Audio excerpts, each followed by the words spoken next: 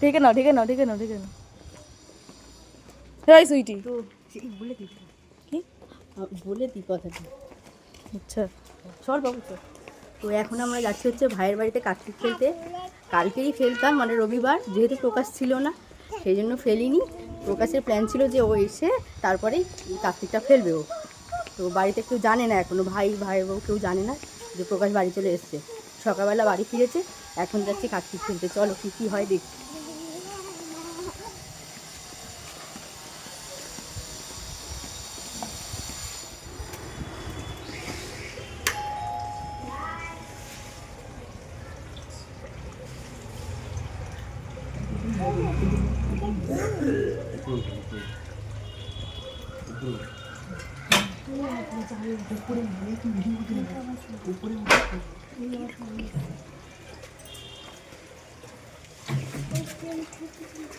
তো আমরা তো বাড়িতে চলে এসেছি, কিন্তু ভাই আর সঙ্গীতা বেরিয়েছে কোনো একটা কাজে, মানে কিছু আনতে গেছে।